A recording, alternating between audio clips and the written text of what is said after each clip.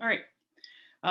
So welcome to my virtual talk. The topic today is looking at flow cytometry panel design with NovaFluors to really unlock the full potential of your experiment. And I'm going to talk about both some conventional data as well as spectral data in terms of how the performance of the dyes affect what you're designing experimentally.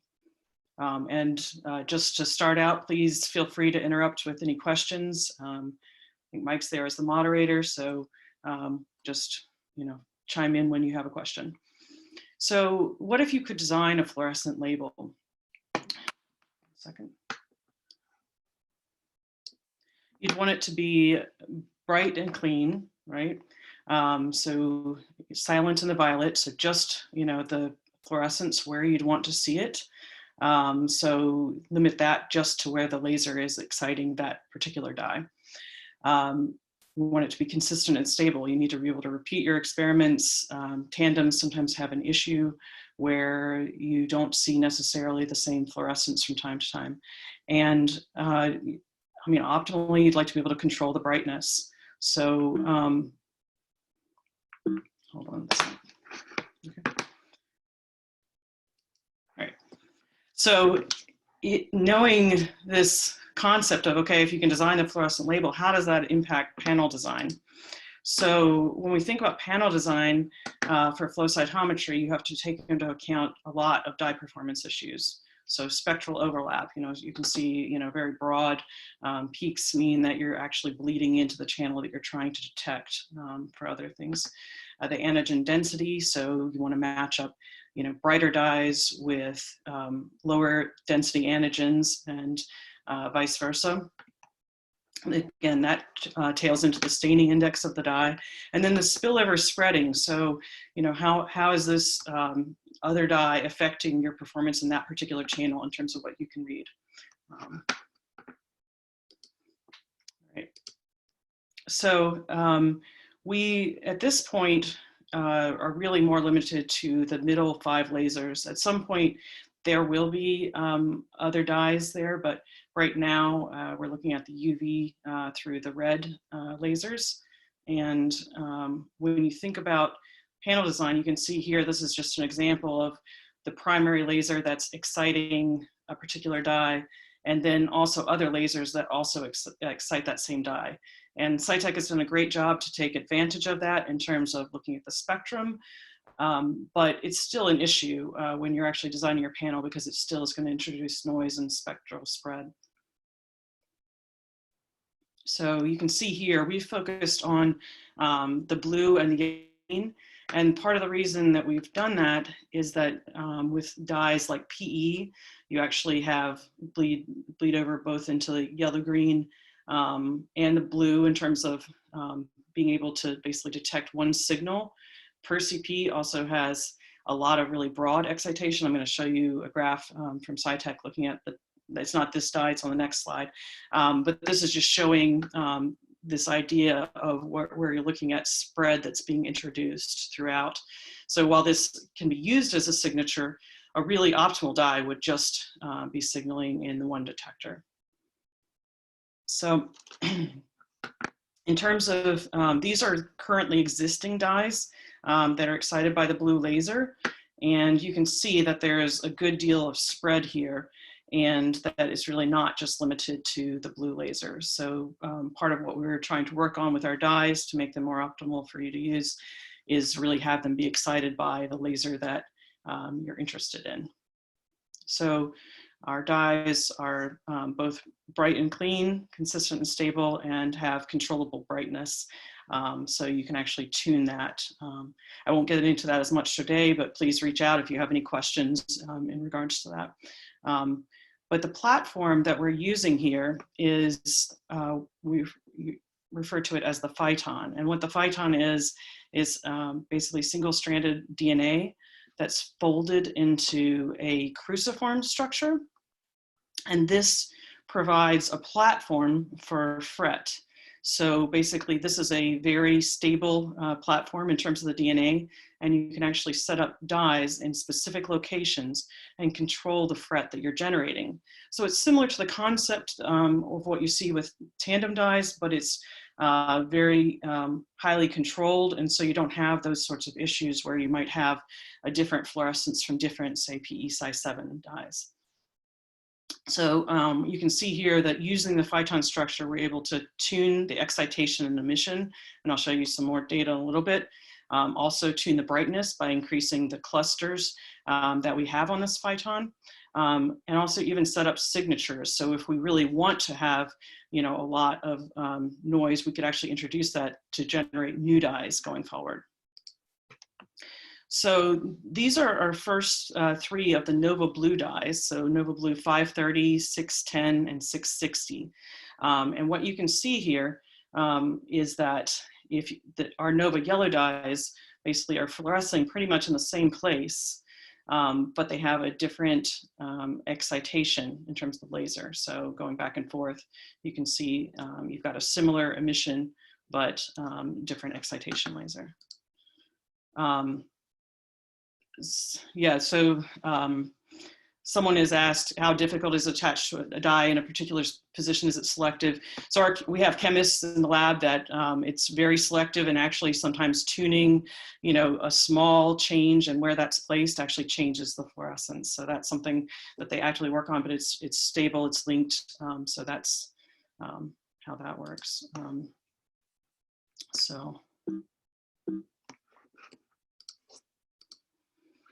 And this is just, if you want to look at, you know, at these, the NovaBlue and the NovaYellow dyes, typically, FP-base is a publicly available source for looking at excitation and emission spectra. And so this is a place where you can actually look at that. Hold on. Is there lot to lot variation?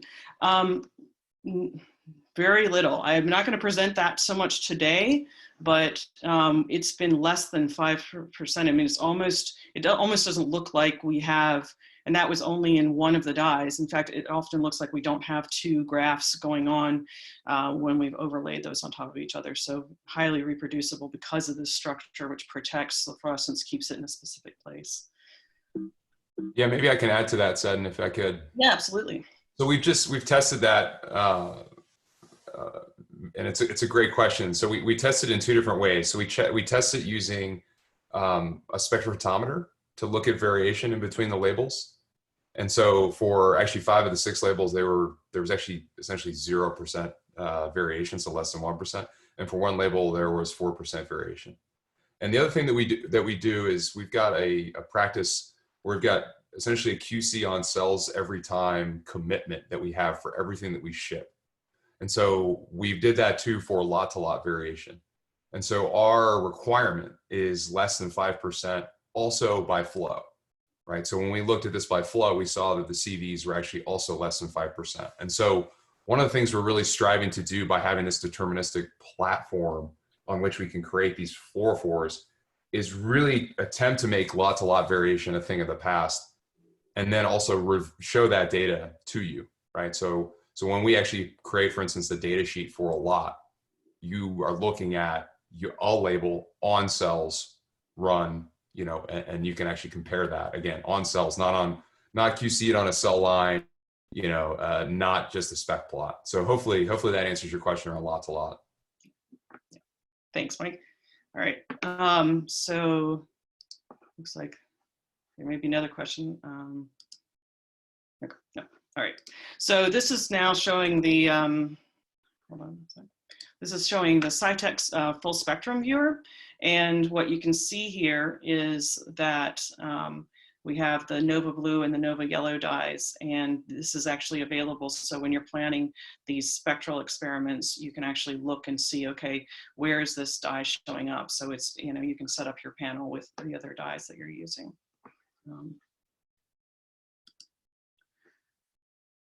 So, okay, if it's a tunable emission isn't inherently varied. It's a good question.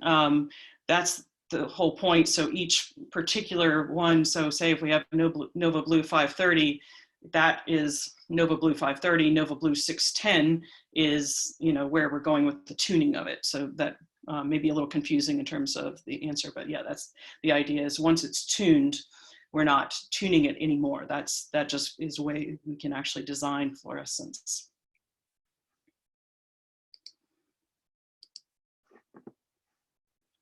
All right. So this is some data showing with the Attune, showing basically each of our Nova dyes. So you have either NovaBlue, for instance, 530 here. And I just want to take you through our naming structure, because it's really nice, because it tells you a lot about what's going on. So the blue tells you what laser it's coming off of.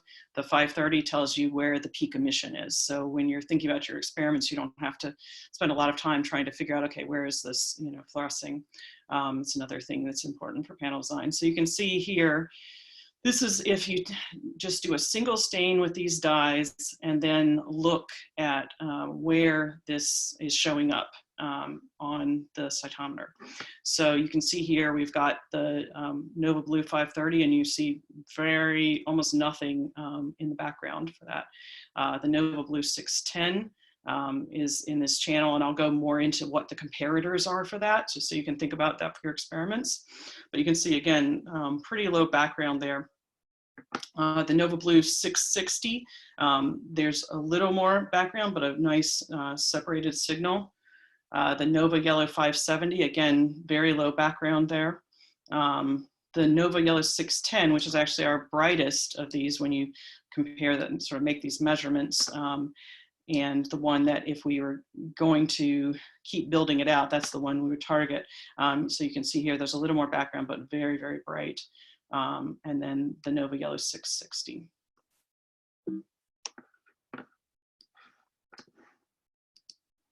All right, so this is a table just showing kind of the typical way that in the Attune or Fortessa, this data might be listed. So it's basically saying of the blue laser, what are the channels here? So blue 1 through 3 and yellow 1 through 3. They're, depending on the machine, there are often more of these present. What I tried to do was just look at what, you know, people are coming in with, and obviously you can change out some of these filters. But this is like a base setting for the Attune, and this is how the Fortessa is actually set up at UNC. So it kind of gives you a working place. And what you can see is, for the most part, the filters are pretty similar. But this tells you something really interesting about the dyes and what's out there. So one thing you probably want to note right away is the Fortessa doesn't often come, it can, you know, be built out to an octagon, but often side scatter, FITC and per-CP might be measured off the blue laser. So up until this point, there hasn't really, you know, a good reason to look at that. So, yeah, all right, so, sorry. So the reason I point this out is that when you're typically looking at these places here, you can see that PE is showing up both off the excitation of both the blue laser and the yellow laser. So a lot of times the reason that there hasn't been a detector here, or it's not often used, is that you're using the PE in both of those, you know, channels without you actually positively choosing to do that. That's one of the issues. So let me, yeah, so let me get to your questions, or Mike may get to it. One second. So I just wanted to kind of take you through this panel just so you can sort of see what I'm talking about. The same thing here, even though there are still detectors for both the blue and the yellow, the recommended dyes are actually the same. So you're going to be detecting this off of both the blue and the yellow laser excitation. We actually have the ability to separate those out, and that's why these are labeled in that way. So you're already gaining right away in a conventional cytometer at least, you know, one channel if you've got the Fortessa and don't have the room, 2 channels with basically being able to separate the PE and the PE conjugates from itself. And then another channel here that you is not so much that you can't separate it, but you get a lot of background. And so that one is this PE Sci5 and Sci5.5. So you can use these together, but the PE Sci5 and Sci5.5 are going to show up as well in the blue lasers. You're already having to subtract that away before you've even really done much in terms of your experiment. So this is actually really useful in terms of being able to actually truly use these 6 channels here. So, you know, these are separated, the NovaBlue 530 through 610 and 660, as well as the NovaYellow 570, 610, and 660. So this is literally a kind of plug and play situation where you can take what you were using and replace it with these dyes and actually gain channels that you can look at just on a conventional cytometer. Oops. All right, and I thought this was cute. Mike has used this in sorry, my computer is wanting to go backwards. It's not U, it's PE, in this case, dazzle. So what you can see here, I've got the emission spectra of PE dazzle plotted out in red. You can see the laser lines, the 488, which is the blue laser, and we've got both the 532 and the 561. So people sometimes will use either a yellow or a green laser depending on the setup. Oftentimes now people use the 561, but the 532 is present in some machines. So what you can see here is the reason that this happens is that this is, you know, basically being excited and occupying these channels. Whereas when you look at the NovaBlue 610, you can see that this is really being excited by the 488 laser and very little spillover into the part of the signal that you think of for the PE dazzle that would be excited by the yellow-green laser. And then overlaid with that, again, this is the NovaYellow 610. And what you can see here is that, again, as I mentioned, you're getting 2 signals for the price of 1. And this, you know, is similarly true for PE and other PE tandems because they're occupying both the blue and the yellow-green laser. There's a tremendous opportunity to be able to use that. All right.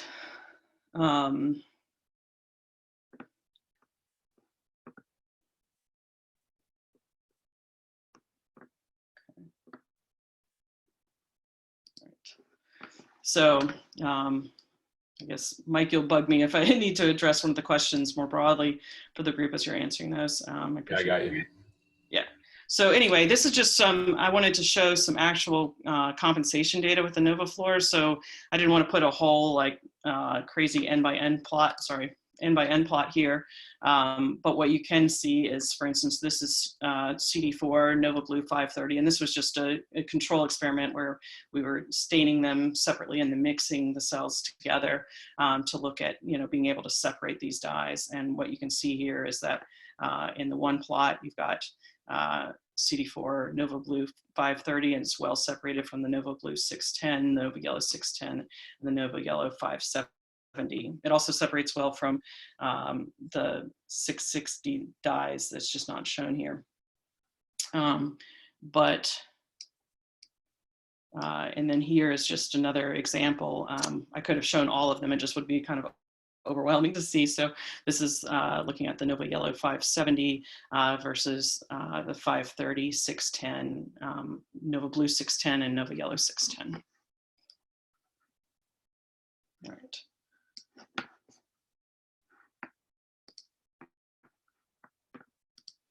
So when you now take this into the idea of conventional panel design, what are you trying to achieve? A lot of times you're really optimizing against bad dye performance that's sort of taking over your experiment. So you want to try to, even out the ability to separate the populations.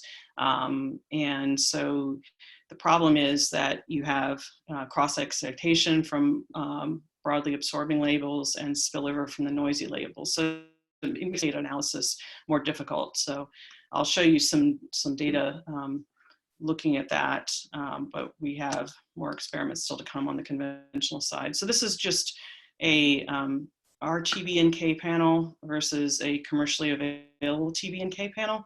And you can see, you know, there's obviously a lot more like spread going on in terms of what you're seeing here. And then if you imagine then taking that 6 colors and starting to build those out, it becomes much, much more difficult. So, all right. So this is just showing actually what is listed in terms of the dyes. So we have our panel with the NovaFluors, so CD3 for a combination of 16 and 56, CD45, 8, and 19, and then a similar thing with this just taking straight from the shelf a commercially available kit. And what you can see here is that on top you've got this commercially available kit, and you do have some of this sort of bleed over, whereas if you look at the NovaFluor dyes, you have this very nice separation of the signal. So anyway, I'll have more data on that to come, but going forward, I also really wanted to test this in spectral cytometry. So what I wanted to do is really see how are these dyes like plug and play. So can you just drop them into a pre-existing panel, or do you have to do something special once it's built to this point? So this is Cytek's. I'm using Cytek's 35 color panel. They've done a great job putting this together. And the question really was, okay, if we drop our dyes into that, what happens to the panel? Does it mess up some of the other dyes, or is it impossible to distinguish, the colors we're using? And so the only thing that I had to remove was the CD19 CF514 because that's not commercially available. So this is then the panel that I put together using that 34 color, again, the 35 minus 1, and then adding in the NovaFluor dyes. And so my computer wants to go ahead, but I want to take you through this a little bit. So what you can see here is that for those of you maybe that aren't used to looking at this, you've got the specificity of the dye, the fluorochrome, and then what channel is this primarily detected in. And so when I showed you that before, when you look at spectral cytometry, there is a place where, generally it's reading the fluorescence, but because of this signal, there is, some ability to move where it's detecting the dye. And so even though some of these dyes that I have listed, so for instance, our NovaBlue 530 will optimally detect off of the B2 filter, you can actually still detect it other places. So I'm going to go through and sort of take you through some of that data more specifically. So, all right.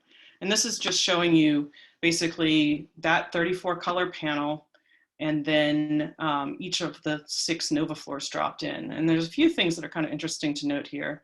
One is that the NovaBlue 610 is really occupying this sort of almost empty type space there. So because of this PE sort of taking over a lot of the space off the blue laser, there really hasn't been as much work looking at dyes here. So you can see that, again, the NovaYellow 610 is really one of our brightest, and the 530 really has almost no background. There is some spiller on some of these into APC, which is interesting because on Cytek has spent time developing, what you want to have in terms of your gains to really optimally detect all the dyes. And so some of those are higher around the APC end. And so you actually see differences if you compare the spectra that we have from Cytek versus, say, a spectra that you're doing from, in Attune or Fortessa. And that's really, it's still there. It's still the same dye. It's just, how much are you turning up or down that signal when you're looking into, to get signatures and really understand the data. All right, so this is probably seems a little painful, but I do want to kind of, I'm just going to, use animations to draw your attention to things. But this was basically when I ran the baseline 34 color panel and really wanted to understand, okay, what's happening at baseline so that when I measure adding in the NovaFluors, we understand what's part of the already existing panel that are issues, or you know, something that is coming from the dyes themselves. So just to take you through, this is a spillover spread matrix for the 34 color panel. And what I've done here, so basically going across, you have each of the dyes, and then this is showing the detector, and you can look at the sum. So how much are you getting basically a change in terms of the spillover spread going into, say, in this case, there's a number here where I've put together the sum and I just moved it up to the top. But you can see here that this CD86 BB515 and CD57 FITSI, both with this dark blue color showing that there's a lot of spread of different dyes into this. And this really has more to do with the fact that 515, and BB515 and FITSI are very, very similar. So there's, for those of you that are familiar with spectral cytometry, spectral cytometry, the similarity matrix is 0.98. So these dyes have a very similar pattern. And I mean, they can be unmixed, but they can't be unmixed properly in terms of there's still this kind of diagonal you get in terms of looking at that. And I mean, in terms of the panel, what Cytec has done is they've set CD86 is really going to be on the monocytes and CD57 is going to be on the lymphocytes. So they are separate populations in that way. So you can still get the data from this. It's just a problem when you actually if you tried to unmix those. So there's already that addition going on just in the 34 color panel if you looked without sort of designing that with attention to what the labels are. So, right. And then the second is that, as you can see here, again, the blue is this sum, and I wanted to put it together as a graph, but it's just trying to sum up all this data. What you can see here, I put like a little star above all of the violet channels, and you can see that there seems to be this sort of bunching effect because there's a lot of violet dyes being used in this panel. And so this introduces some spread. In fact, I noticed that there were some cells that were showing up if you gated CD3 versus IgD. So again, T cells versus a B cell marker, those really shouldn't coexist. And you do see some background there in terms of, and you can gate that out. But just to be aware of, in the panel, there is some sort of like bunching effects that you see, and it will take away some of the signal that you can get in terms of that. Once you're gating on the two separate populations, you're okay in terms of the specifics of that, but that is sort of an issue just to be aware of in terms of panel design. And then the gain is high in APC, which at times can introduce some artifacts in the data. So these are sort of the starting parameters, and it's, just always those issues with panel design once you build out this high. So I'm going to take you through this slide a little bit slowly. So what this is again, looking at this 34 color panel. Again, my mouse wants to go ahead, this 34 color panel, and then just looking at what's happening in the blue and the yellow green lasers. And what you can see here is that this is showing you again where the primary detection would be predicted to be, and then where it's actually being detected. And so one of the things that was interesting, even just in this 34 color plot, is one of the ways I was sort of validating what was going on. If you do the unmixing, so you can do unmixing from the spectral signal to generate your actual basically deconvoluted dye signal using either the SpectraFlow software, or FlowJo actually has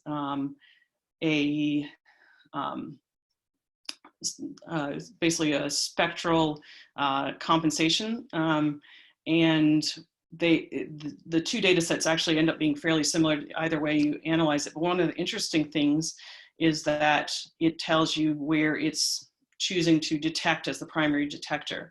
And so one of the things, first off, that I noticed was that this B8 channel was being detected in the yellow-green 5. And so at first I thought, well, what's going on with this data? Something really strange. But this has more to do with how we're used to sort of thinking about the data than how spectral really functions in practice. So if you look at the per CP dye, you can see that the primary channel is again in B8. So that's where you'd think you detect it. But the truth is, there's nothing wrong with it being detected in yellow-green 5. They're very similar signals. And so, part of what's happening in these situations is that the software is, using the limited, I'm blanking, it's limited, Mike may remember the limited squares analysis, but Linear least squares. Yeah, linear least squares. I was like, I'm not going to come up with that word. So anyway, what you can see is that actually, in terms of this ribbon diagram, there's it can actually shift, where this is going. So because the Nova dyes are very specific, they don't necessarily have necessarily this signature to shift to, but per-CP in this case can shift very easily in terms of being able, it's the software can actually use the signal there as well as in B8. And that's just sort of an interesting thing to note, because a lot of us are used to sort of thinking, oh, this dye fluoresces in this channel. And that's how, how we often use it in conventional cytometry. But there are a lot of other signals that we can actually utilize in terms of that signature. So this is now the same sort of plot, but just 34 colors plus the NovaBlue 530, in this case, CD90. And you can see here that the predicted channel would be in B2. So similar, very similar to the BB515 and FITSI signal. And we already talked about the fact that there is a little more spectral spillover there. So the rest of the channels are basically being detected fairly similarly. There's not a lot of push on the data there. So, hold on. So one of the things I want to show you here, I showed you this spectral spillover matrix for the 34 color, and then this is actually, I meant to say the delta SSM. So actually what you can see is this is only going to show dyes where there's a change in the spectral spillover spread. So it's a good way to identify what's, when you add just one dye, what's happening to your panel. Is that increasing the spread in those areas? What does that mean in terms of what you'll be able to detect in your signal? So what you can see here, again, I've highlighted the CD86 and BB515 and the CD57 FITSI. And that's because when you add in the NovaBlue 530, although there's already some spread, because this is close to the other dyes, you introduce that spread, but it's very specific. If you look through most of the rest of the panel, there's very little other than that being introduced. So, that makes sense in terms of it being, specifically there and not introducing some sort of off-target effect. So then I just wanted to go through each of the dyes, the single edition, just so you can understand what's happening in terms of your panel design if you're using this. So this is actually CXCR6 and using the NovaBlue 610. Sorry. All right. So it's using the NovaBlue 610, and what you can see here is there's actually very little change in the panel, and I won't take you through each of the delta SSMs, but just to say that what you can see here is that there was a very small change in the delta SSM, so a little bit of increase of spread into PE dazzle, but very little else. And so that's because this is happening, in 610. Even so, PE dazzle has both, it's going to be both into the blue and the yellow because of the fact that PE is actually excited by both the blue and the yellow laser. Okay, so this is the NovaBlue 660. In this case, I used CCR4.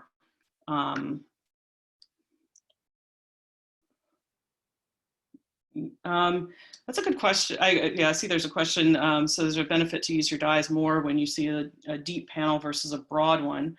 Yeah, I think it's interesting because what what I found in terms of looking at this is that some of these, spectra, because they're broad, you can kind of shift them around in terms of where it's actually detecting the dye. So you're not losing a lot of signal, but it's a good question. Trying to think about, yeah, deep versus broad panel. Deeper panels sometimes are harder to do because you have so many things gated on the same color. So I don't know if that's really addressing your question. It's definitely an interesting thought. So in terms of the NovaBlue 660, again, that's detected in the B7 channel, so it moves to the B8, but PerCP has already been shifted in terms of where it's detected to the yellow-green 5. So that's really, I already showed you that before. That seems to be standard in most of the panel, that you can actually move some of that detection. And so there was actually very little change in the SSM with the addition of the NovaBlue 660.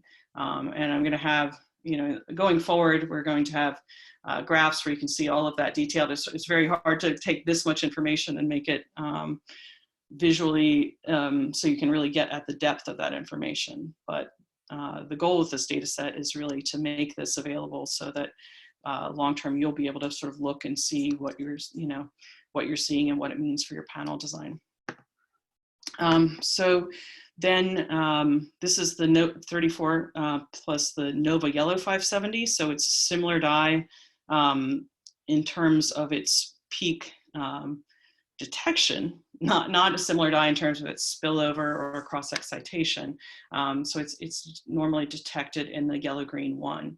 And what you can see here is that you have the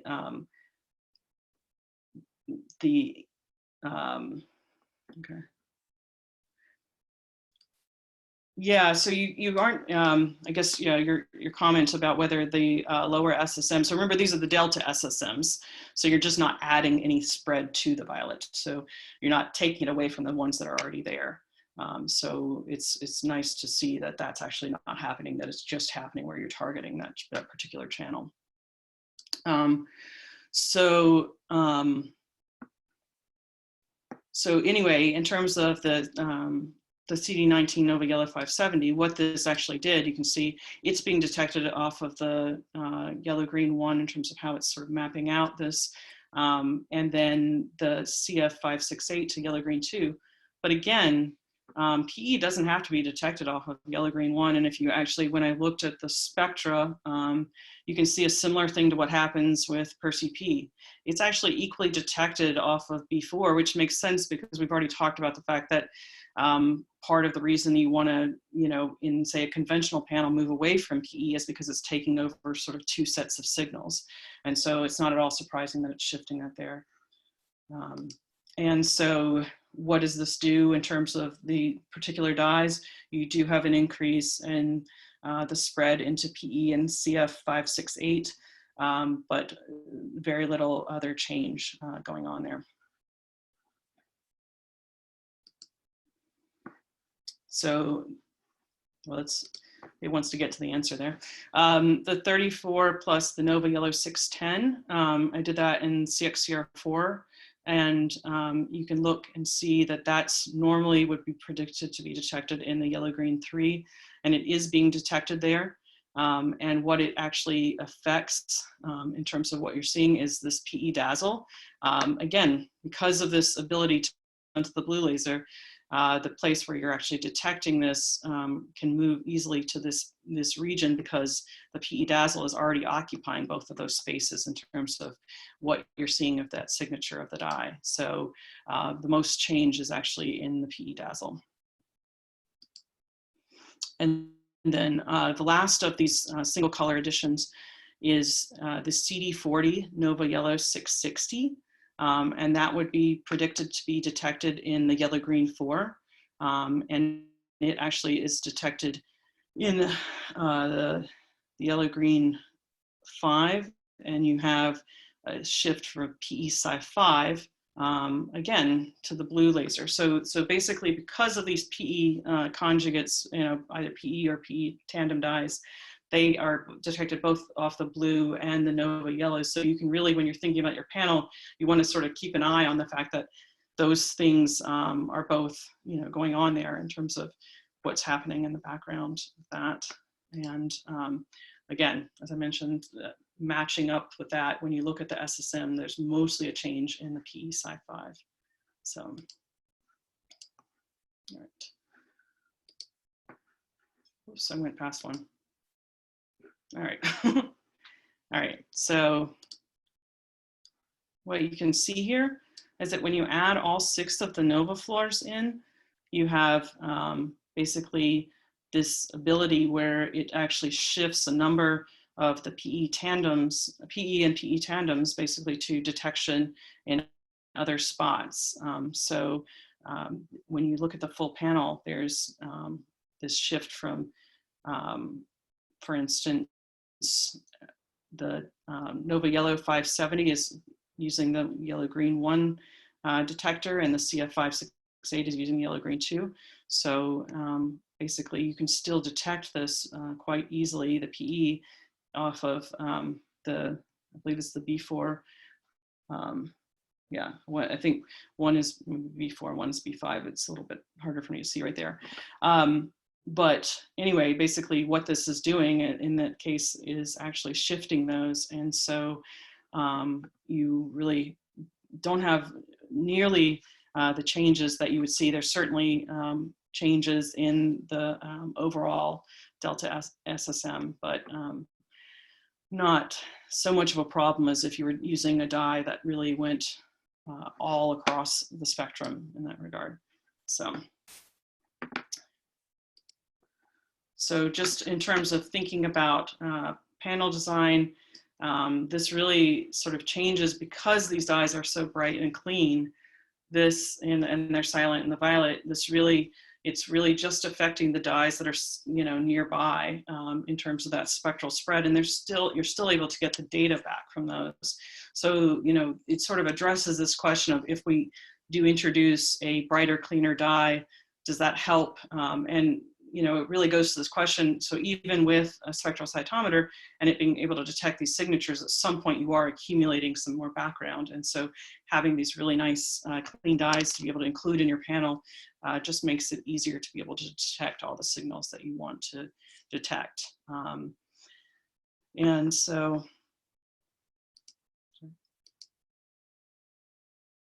I'm going to leave off here in terms of talking about that data. We will have an announcement coming up next week. There is, so there will be 2 talks, I believe, next week. One is, and I may have Mike, do you want to speak up here, Mike, about the talks next week? Sure, yeah. MSKCC has invited us to give a webinar on Tuesday of next week. And so we'll be covering some of the high parameter data more on the side of, what does the biology look like? And that's at 10 a.m. PST on Tuesday. So I would check out the MSKCC Twitter, and I'll post a link in the discussion about that. And yeah, and then there's another webinar that we're hosting actually 10 a.m. Next Wednesday, so the 14th and 15th. So we'll be diving in much deeper into that data. So, and yeah, please keep the questions coming. These are great. And there's some that we'll pause at the end to answer. So I'm keeping track of those as well. Okay. So just in terms of what we're currently offering, I thought I'd show you and then talk to you a little about how the conjugation kit works. So what you can see here, and if you want to be able to start adding this directly into your panel and start doing experiments, you can look at, we have the CD4 NovaFluor kit, and these are basically the CD4 SK3 antibody conjugated to the 6 labels. So if you want to test it in your system, see what's happening in your panel before you start incorporating that, that's an option. It also is great in terms of single color controls for that. We also have the conjugation kit, and as I said, I'll go into more detail about that, but this is a 6 by 100 microgram kit. So basically it's comes, you have each of the 6 dyes, and then you can conjugate those to 6 different antibodies, and it also includes the Nova block. So this is a really great way to be able to take this, plug it and play into doing your next spectral or conventional experiment. And then finally, we are, for if people really want a lot of antibody conjugated, we are giving quotes for 1 milligram or more of conjugated antibody. So if you really know you want to look, with this dye at that specific channel, this is what, you'll be able to do it that way. We also really want to hear from you. So if you have any questions or, if you have any questions or, experiments that you're interested in doing and want to know if we can do it, please communicate with us and let us know, because we can really, I think, make that happen. So I think there are a lot of questions that I've run into, at least previously, in terms of how does the conjugation kit work. And as part of this takes advantage of the fact that with the phyton structure, we have a DNA backbone, and it gives you a lot of options. So what you can see here, there's one typo here. So this is not 5 feet of antibody, it's the 5' end of the DNA. So a 5' attachment sequence. And so basically the requirements are to have 1 mg per mil of antibody. And if you have a lower concentration, you can either concentrate it, or you can still do the conjugation with less antibody, but in terms of your yield, it's better with the 1 mg per mil. And there's just a modifier reagent that you add. Is 3 pipetting steps for this first step. So you add, the antibody, the modifier, let this basically incubate at room temperature overnight, add the quencher the next day. Really straightforward. The next step, so that at this point, then you've attached your single-stranded DNA linker. So this part is attached to the antibody. Then you have, a unique intermediate sequence, and then the phyton annealing sequence. So you've basically got this tag hanging off the antibody at this point. And so then in terms of that second step, you add basically this reagent to the mixture in equal volume. Wait 3 minutes, spin this down at a really high speed for 5 minutes, remove the supernatant and repeat this. And basically that pellet is your DNA conjugated antibody in your desired buffer. So basically this is all sort of done just, in the, Eppendorf tube, so pretty straightforward. Our partner has measured the yield in terms of the antibody, and they say that there's a greater than 85% yield in terms of what you get back with your antibody. So a very good, reaction in terms of those between that and the purification steps. And then the last step is really straightforward as well. Basically, you're going to mix the antibody with the phyton, heat it up to 50 degrees, and slowly cool it to 4 degrees over a period of time. And so basically, it's just this annealing that's happening between this complementary phyton annealing sequence and what's on the antibody, hanging off the antibody. So then you're ready to do your experiments. Okay, so if there's, let's see.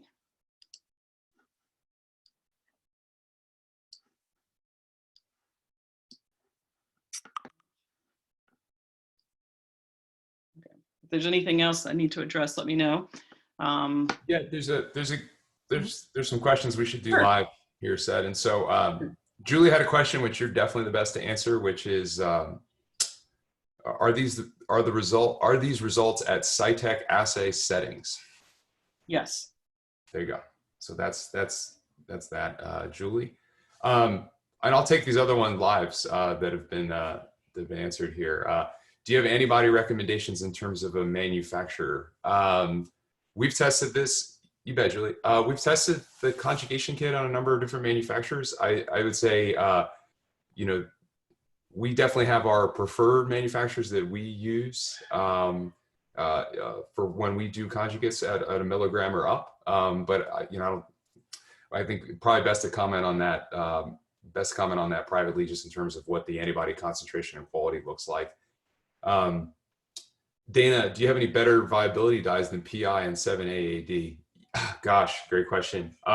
We specifically don't make any viability dyes. yet, and really haven't looked into that. On our own experiments, as you'd expect, because we're using a DNA-based platform, we use non-intercalating dyes to do live dead staining. And so, you know, that's that.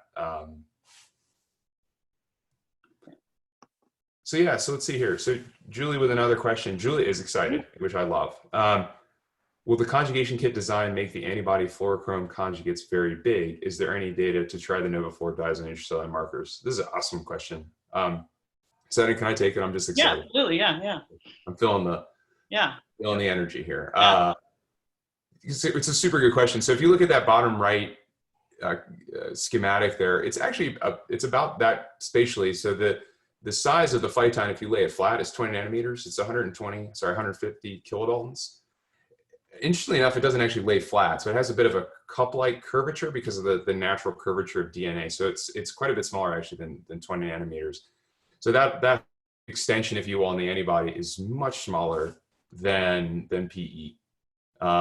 So sorry, just in case I broke up there, it's much smaller than PE. So we have not yet tested on intracellular markers, so I'm not going to make any claims about it because until we have the data, you know, there's nothing really else to do there. I would say that's something that's very much a hot topic for us internally in terms of what type of intracellular markers we should go after. I know there was a question earlier around methanol fixation, so we know what that's looking for. You know, I think we've looked a lot into what type of transcription factors could we pull out, and you know, could we do that, for deeper phenotyping. So not much to say now, honestly. Wish we had more, but it's definitely in the plan. And I'd say there's other things that become interesting for people, be they cytokines and cytokine co-expression, et cetera. I would love to be able to hear those. All right. So let's see, when using the NovaFluor dyes in the context of the 35 color panel, is the resolution of the different cell subsets maintained? How about the new populations identified by the extra 6 fluors? Boy, is this ever, I mean, I actually have the data up on my computer right now. And we're aiming to share it as well so that you can see this for yourself. And that's really what we've been really trying to drive towards, given the spectral clarity, is this notion of high resolution of the populations that you get consequent to that. And so we're quantifying that using certainly SSM, but then yes, it's, then we're actually taking a look at, for instance, you get easier phenotyping, and then how would you measure that? Or how many more meta clusters would you get out if you ran something like a flow SOM? More to say on that very soon. And again, until I have the data, I'm not going to make any claims, but one of the things we've been really, I would say, obsessed with is this notion of high resolution biology. So how can you leverage fluors that have spectral clarity to easier separate populations? And then, even relating this to the earlier question around violet, if you don't add spread, into more of your panels, and you make the analysis easier. And then hopefully what you do is we expand out our colors, right, across the whole spectrum, is you get that type of clarity and less spread really across a number of different colors, right? And so that's how we're thinking about it. Seddon, does that line up with what you're seeing in the data? Great. Yeah, and then Jeff has a question about whether you can actually tune the brightness. No, you cannot tune that in your own lab. Basically, because of the folding process and the phytons, we have to make those, separate. And so if you want to get a 4 cluster or a higher conjugation, we can, talk to you specifically about that. But, the dyes are quite good and bright, so it may, we sell them as a 2 cluster. So that's kind of where that is at this point. So, but yeah. And then Rainer has a question, definitely timely. Do you have plans to make this for PCR probes? Yeah, we've had. So there are folks who are testing us in genomics applications. I'd say there's some tech dev that we're looking into how we would leverage this in that kind of platform, particularly for multiplexing. And I'll send you my email here over the Q&A, and would love to connect to talk with you more about what that could look like. Yeah, I think it's definitely an exciting area in terms of being able to utilize that DNA structure. So, all right. Are there any other questions or?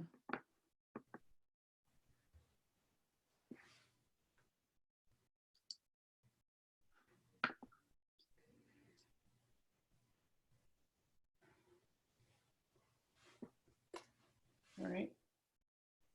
We'll that's it.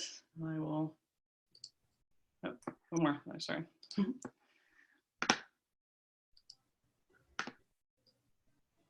Oh, that's just, yeah, that's Mike's comment. All right, so yeah, I'll move this over. You can always get in touch, with me or Mike, or just email directly info@phytonics.com. Any of those work. So